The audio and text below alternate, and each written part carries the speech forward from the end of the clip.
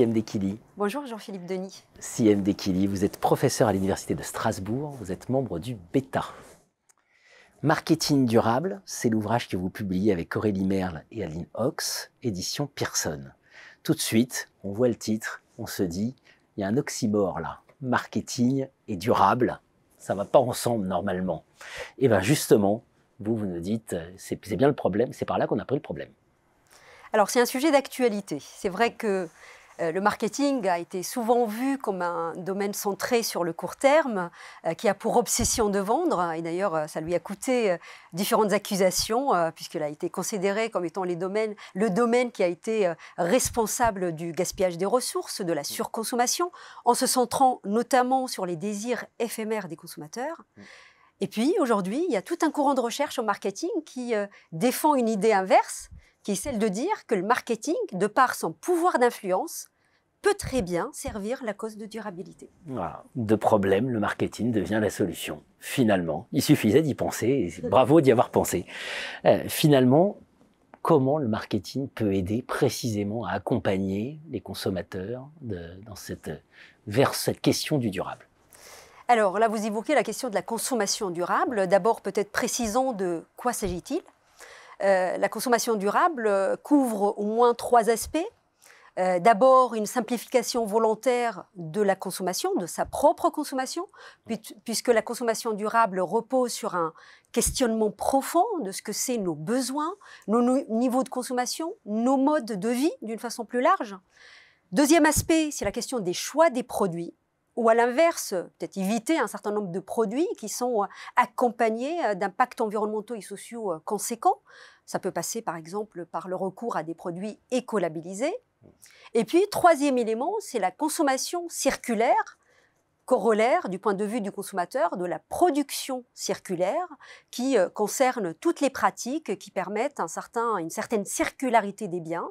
Et donc là, on retrouve tout ce qui est consommation collaborative, produits d'occasion, le don, le troc, la réutilisation, etc.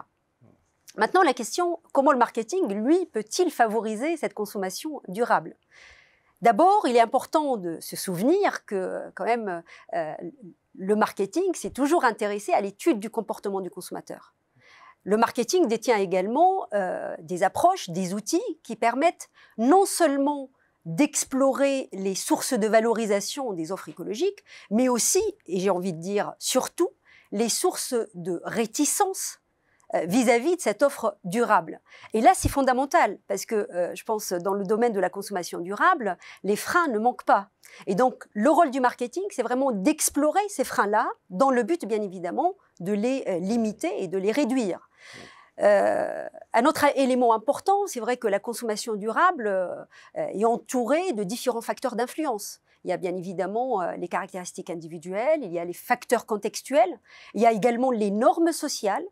Dans ce domaine, on a fait par exemple une recherche qui a porté sur la pratique du doggy bag et qui a montré à quel point les représentations sociales qui entourent cette pratique conduisent à transgresser les normes culturelles et au final à rejeter cette pratique qui se veut pourtant durable. Donc ces facteurs d'influence permettent de comprendre un phénomène dont on parle aujourd'hui assez largement, qui est le green gap.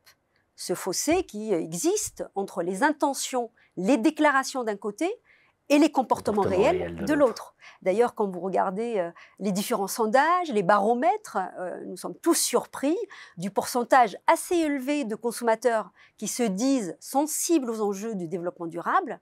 Et puis, sur le plan concret, quand on regarde les achats, on est encore dans une configuration d'un marché de niche. Donc là, le rôle du marketing, il est fondamental. Il a pour but de réduire ce green gap. Et d'ailleurs, dans notre ouvrage, nous avons revisité le modèle de base du comportement du consommateur. Nous avons proposé une modélisation du processus de décision durable qui prend en compte notamment ce phénomène du green gap. C'est absolument passionnant. On a envie tout de suite de vous poser la question. Est-ce qu'on peut imaginer, vous avez évoqué que c'est un courant de recherche, hein, est-ce qu'on peut imaginer d'aller encore plus loin? Tout à fait, et d'ailleurs c'est une vision optimiste que nous portons. Pour aller plus loin dans cette transformation sociétale, le marketing durable a tout intérêt à viser tous les consommateurs. J'entends par là à la fois les individus qui sont engagés, mais aussi tous les autres consommateurs qui ont une sensibilité écologique moindre. Donc là, clairement, nous avons à la fois un enjeu de ciblage, qui n'est pas bien évidemment sans conséquence sur un autre enjeu qui est celui du positionnement de l'offre. Donc clairement, le marketing durable a un rôle à jouer, en particulier pour rendre le positionnement des offres écologiques plus efficace. Comment ? Donc là, je pense les travaux de Stern sont toujours d'une grande utilité et ils apportent un éclairage très intéressant dans le domaine de la consommation responsable, puisque Stern, depuis des années, nous expliquait qu'il y a un système de valeurs chez chacun d'entre nous qui englobe à la fois des valeurs individualistes, tournées vers l'individu lui-même, et des valeurs altruistes.